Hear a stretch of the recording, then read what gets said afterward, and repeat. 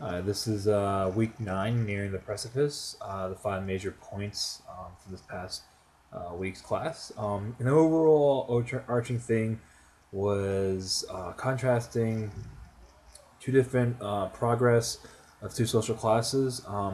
Before I get really into it, the first basic thing we've learned is that we've got our basic hiking compass down, and now we have to try to think more into an advanced hiking in the sense of what is happening socially, economically, politically, and religiously that is co-constituting conditions for this, the economic or social possibilities to merge. An example of this would be the past three political debates, and how we can now, with the previous historical readings we've learned and read, we can be more in advanced hiking in the sense of when we hear one of the opponents like Obama or Romney, we could be like, wait, I've heard this before. It sounds very Franklin like, or John Adams like, and say Obama's political discourse.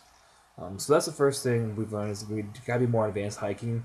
Second thing is this concept of the Covenant Republic. We constantly been talking about it and how that they're interchangeable, and it's very simple and very simplistic where it fits perfectly. You have one person that states it, like Franklin, and how it's portrayed properly in a different class.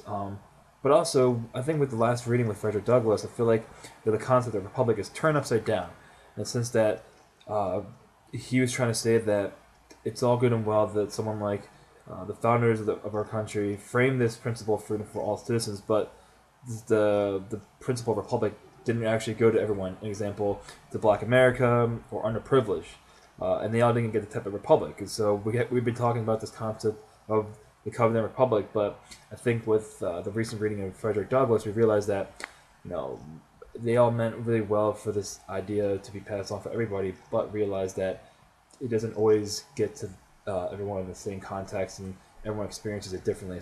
And obviously for Black America, in more of a negative light.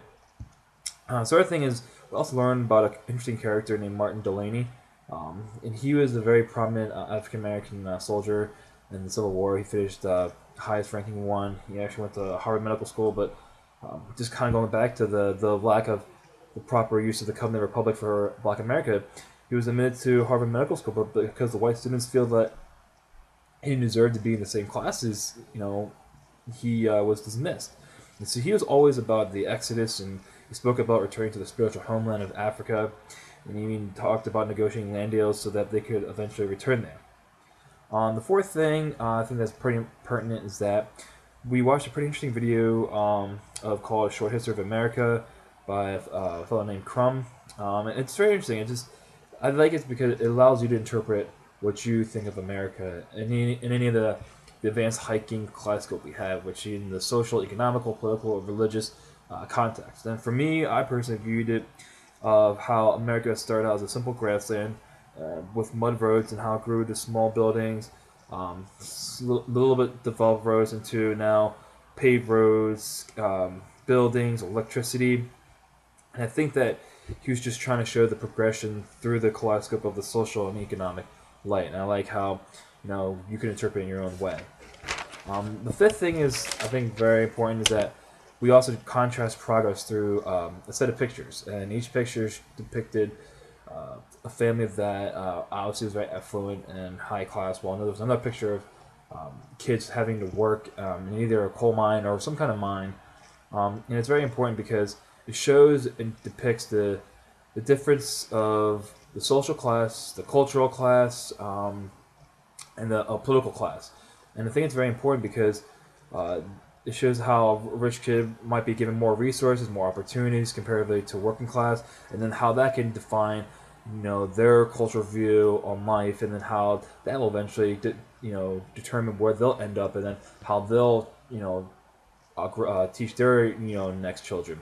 And I think that's very important because it goes into the idea of the social democracy and how there's a connection between the political and social.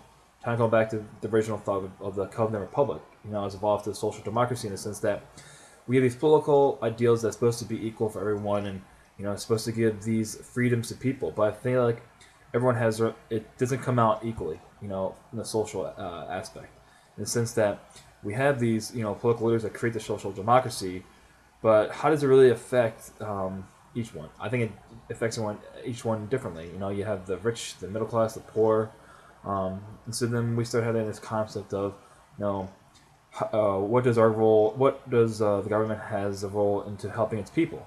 I think it's a very important question to ask, and it's a very hard one to answer because we don't know. With this connection to political, social, how do we help everyone but not do too much? So I thought that was a great piece to end on from this week's class, and there's my top 5 spots.